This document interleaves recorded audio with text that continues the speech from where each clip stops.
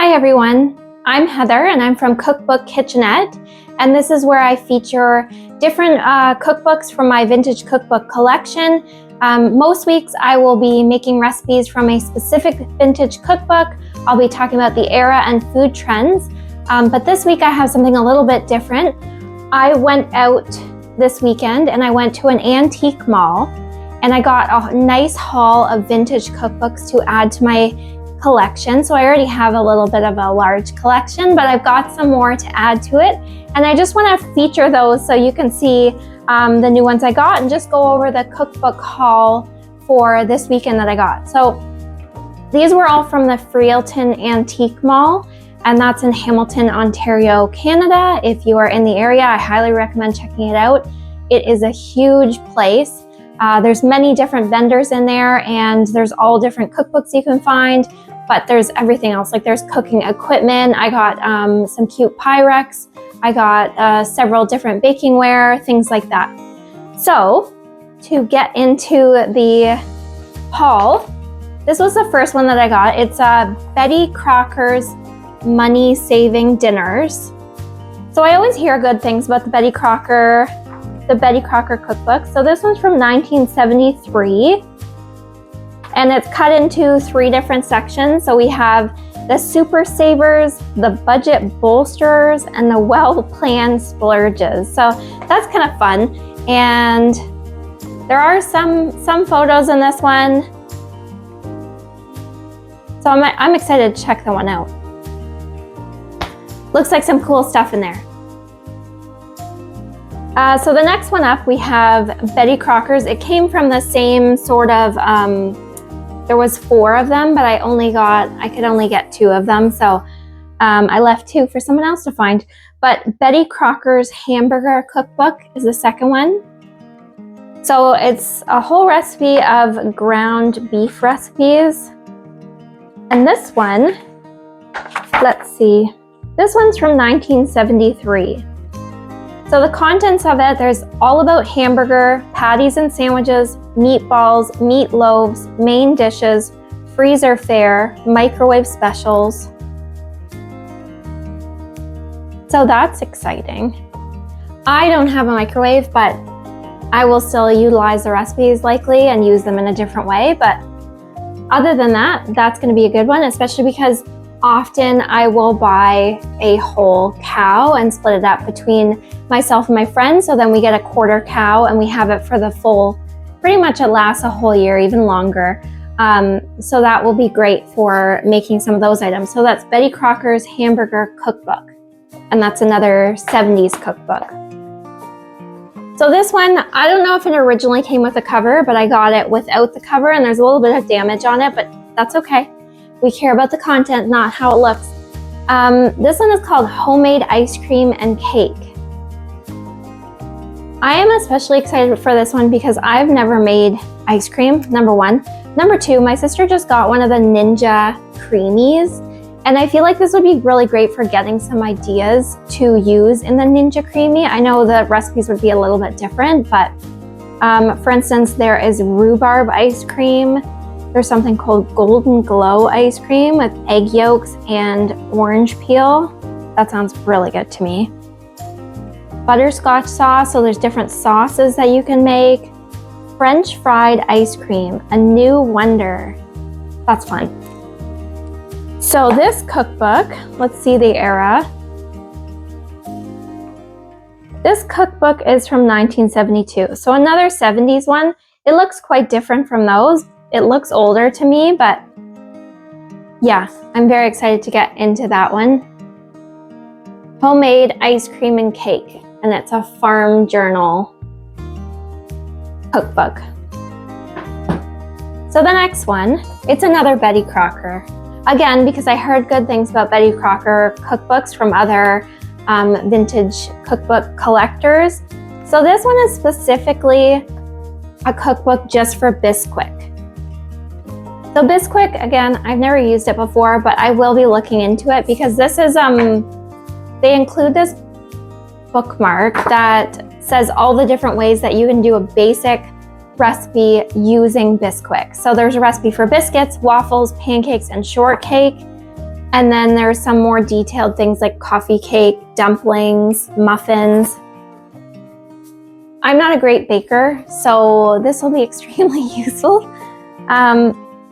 So this one is from 1964. Look at the cute little drawing of the Bisquick in there.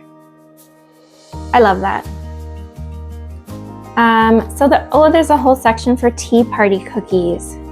That will be fun. I'm gonna look through there. Companies coming, quickie dishes, main meat dishes. There's some images throughout this too. I always like when they include pictures, though I know the older ones don't, they don't have them. Sometimes they have drawings, but this one has a nice combination of like the illustrations and the photos. Potato skillet cakes. I will be making that. So that's the Bisquick Cookbook, recipes from Betty Crocker and answer to your requests. Interesting. Okay, so next up, these ones were all, well actually this one wasn't. Let's start with this one. This is a little pocket recipe book. So cute. And somebody's written on it. It's called the Pocket Cookbook, newly revised, but somebody's written on it, diet salad dressing. And I showed this to my mom and she said that's definitely something my grandma would do. So I like that. This one is from 1947. Cool. So it's a 40s cookbook. So this one is jam-packed with recipes. There are so many recipes in this tiny little book. It's like an encyclopedia. So I'm gonna have to take some time looking through this one, but I feel like there's gonna be some really good old-fashioned kind of recipes I can find in there. And it's mostly, they keep it really simple, no illustrations. There is this like colorful red page from the publisher. And it says that this mark appears only on genuine pocketbook editions. Cute, pocket books. Anyway, next up, so these ones were all, they were in like plastic packages, so I couldn't really look at them when I was there. So I was basing it entirely based on whatever they had information on the outside and the picture. So this one is Bake It Yourself with Magic Baking Powder. And it's more like a dessert cookbook, I think. So this one, Magic Baking Powder. This one is from 1951, which was the year my dad was born. So there is images in here. It looks like it's a, they put a fair amount of money into this, but there's magic cakes. There is cookies and cakelets, frostings and fillings, desserts and sauces, quick breads, and there is a section for savory food. So it's not just baking, but it is a fair amount of baking because obviously it is baking powder that they're using. Look at that. That's an advertisement from 1951. I mean, it's an advertisement from this company, but how cool is that? Those are probably all hand illustrated. So that was the first one I got. And then there's this one that's just called They Taste So Good, which I didn't look at the back when I was there, so I didn't know what that meant. But this is a Planters Peanuts cookbook. So it's mostly peanut oil, which I don't even know if Planters makes peanut oil now. Maybe they do, but I know they make the nuts. But this is from 1955, the year my mom was born.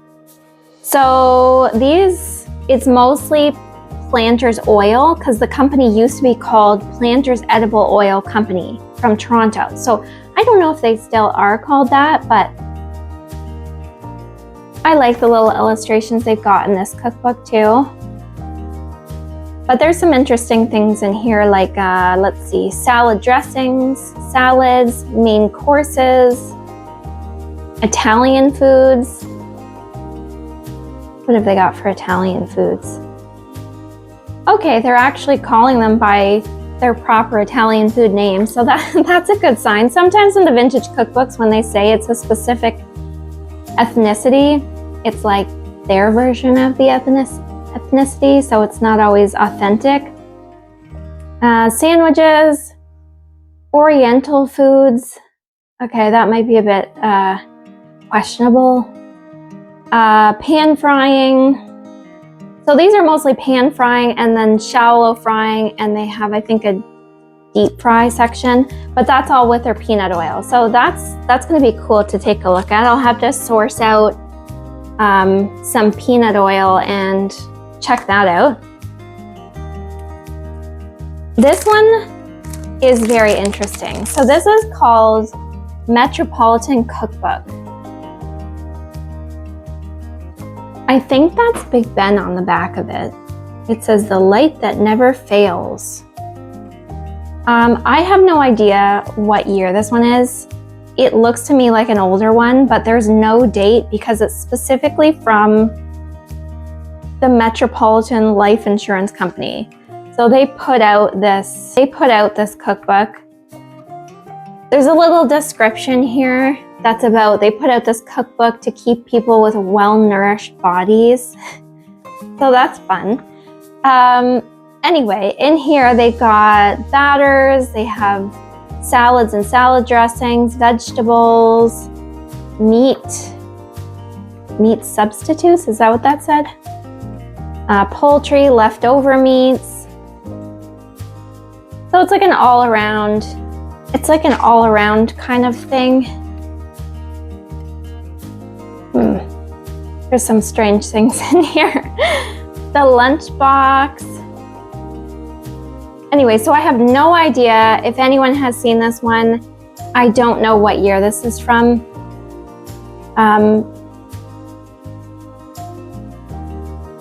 I can't find any information, but it is cool. It's very cool. I'm looking forward to looking through this.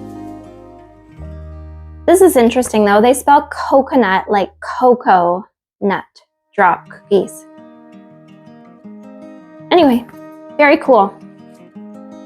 Fun fair. So this is the next one. Canada Packers Limited. I think that is a meat company. Especially thinking like based on the ham, that's probably it. So this says it was originally 35 cents. Somebody's crossed it out, but 35 cents. Fun fair. Canada's Packers Food Research Center. Okay, so there's more than just meat in it. There's basic recipes, cakes, Canada's food rules. I wonder what they have there. Canapes, cookies, a whole bunch of different things. Canada approved. So it's all about looking for that seal to find the food that is safe to eat. So there's a whole section in here that's cooking charts for meats. The whole front area is cooking charts. So that's kind of cool too. And then it goes into the recipes. So again, there are some recipes with images. That one looks extremely good. It's called Dream Cake. I'm not a great baker, but I feel like I want to make that. It looks beautiful. Dream Cake. I gotta remember that one. So that is from Canada Packers. And this one, I don't think it doesn't have a year on it. Oh, 1950. 1950. So another 50s cookbook. And this one is the oldest one. I'm excited about it. Watkins Cookbook.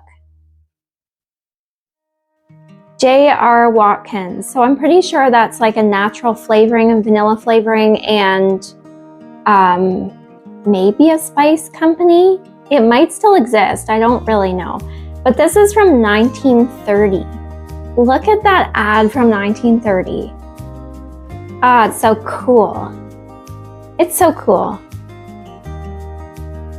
Look at that, an illustration of a table properly set for dinner. So this one, they've got soup, fish, salmon croquettes. I made croquettes last week, that was fun. Let's see, salad dressings, pickles and relishes, mock mince meat. Okay. Conserves, jams, jellies, individual strawberry shortcake. I wonder, I feel like that's an illustration of that, probably hand illustrated. Oh my gosh, look at the back there. That's cool. Watkins baking powder. Delicious feathery light bakings, surely and easily prepared with Watkins baking powder. Very cool. So that is Watkins Cookbook from 1930. That's the oldest one I picked up, I think. Unless this one is older, I don't know what the year of that one. So if anyone who is following along or finds this video and knows any information about that, again, I'm not a historian. I'm just interested in learning about cookbooks and learning more about the food trends from that time, different eras. So that's all I got. That was my haul. And all of that, I think it cost me probably, definitely under $100. It was probably around $75, something like that. They were all really well priced at this antique mall. So let me know if you managed to make it this far in the video. Let me know which cookbook you'd like to see first, what kind of recipe you'd like to see. I would love to hear from you. Or if any of you have tried any of these cookbooks and used any of them, I would love to hear what recipes went well for you and what I can work on here. I'm excited to get cooking with them. Thanks so much, and be sure to subscribe and follow along for more vintage cookbook adventures. Thank you.